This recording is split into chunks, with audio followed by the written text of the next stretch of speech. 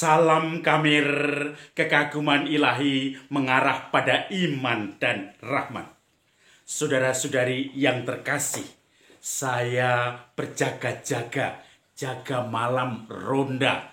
Kalau ronda itu identik dengan sarung karena sampai pagi tidur di pos ronda dingin dan membuat kita mencari selimut atau sarung. Dan sarung ini efektif karena bisa dicantolkan di perut kita atau pinggang kita, bisa di kepala kita, di leher kita, atau kita untuk menutupi mana yang dingin dalam diri kita. Saudara-saudari yang terkasih, pernah saya ketika frater itu berjaga karena komplek novisiat sekaligus rumah retret, paroki, kebun, kemudian komunitas Emmaus atau Romo-Romo Jompo. Di situ luas sekali, ada 4 hektar di situ. Maka setiap malam ada frater-frater yang dijadwal untuk berjaga. Suatu saat saya berjaga dibangunkan oleh Romo. Romo itu mendengar di belakang kamarnya, yaitu di gang untuk keliling komplek, itu ada suara berisik. Kelihatannya pencuri. Maka dia meminta supaya yang jaga malam itu keliling lebih awal. Saya ragu-ragu. Jangan-jangan saya dipukul oleh malingnya, saya yang pingsan. Makanya saya mendingan nanti kalau ketemu beneran lari. Lalu kami berdua karena yang ditugasi jaga malam selalu berdua-dua untuk keliling dan melihat langsung menuju tempat yang bising tadi. Tentu dari jauh kami sudah teriak-teriak supaya pencurinya lari dulu, supaya kami tidak berjumpa dengan pencurinya.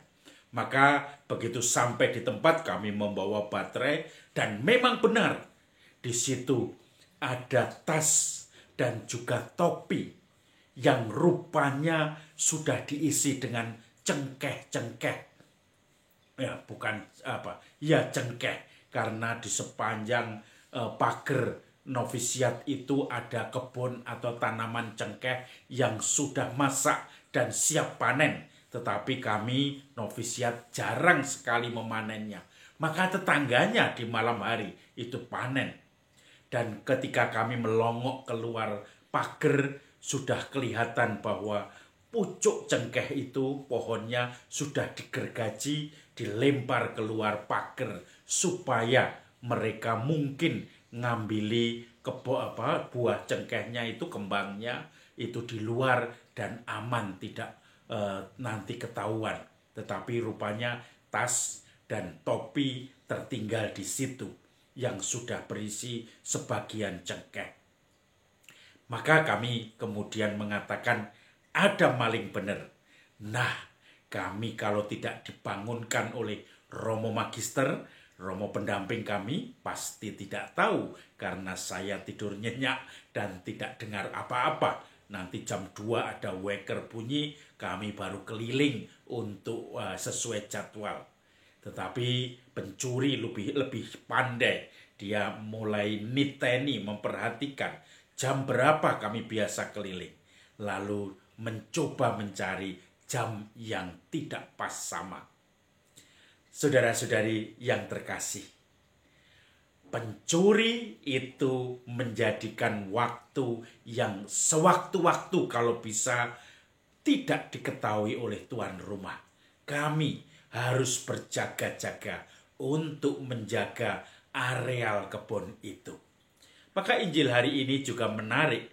Injil hari ini mengajak kita untuk berjaga-jaga. Pada waktu itu Yesus berkata kepada murid-muridnya, "Jagalah dirimu, jangan sampai hatimu syarat dengan pesta pora dan kemabukan serta kepentingan-kepentingan duniawi.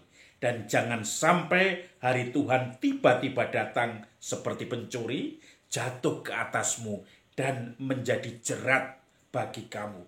Sebab ia akan menimpa semua penduduk bumi ini.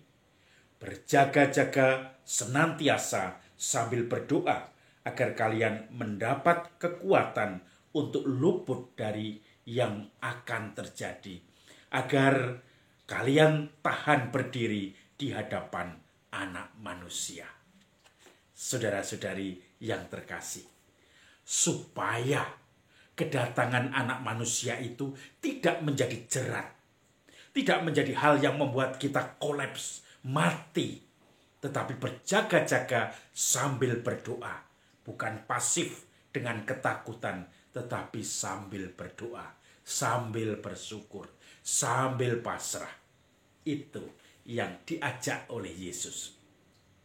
Saudara-saudari yang terkasih, saya teringat ada bapak-bapak yang memang hidupnya penuh dengan syukur walaupun sederhana. Dia seorang petani yang dengan rajin untuk menanami padinya, dan kemudian karena rajinnya di sela-sela untuk jalan kaki itu ditanami singkong.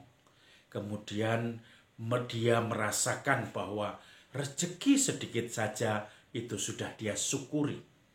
Kalau panen singkong dari antara galengan namanya, itu jalan setapak antar sawah, itu dia tanami. Nanti kalau sudah panen dengan singkong-singkong yang besar, itu dia kemudian mulai dengan merebus dan semua dinikmati sebagai bagian dari panen.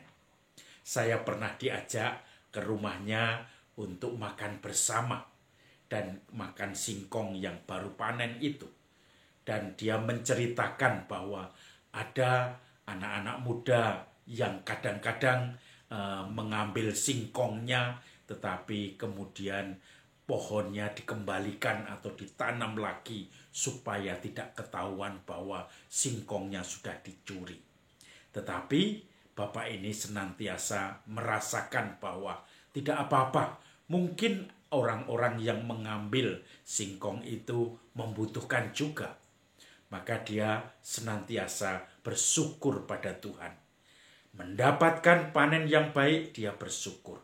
Bahkan ketika gagal panen, mungkin dia juga merasakan mengeluh, tetapi tetap ada unsur syukur. Tidak pernah dia merasa putus asa.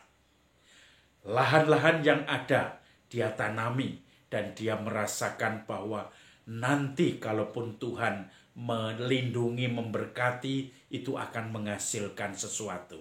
Tetapi kalau memang akhirnya gagal, semuanya pun disyukuri, karena toh itu menjadi kegiatannya, mengisi waktunya supaya tidak ngelamun saja, itu katanya.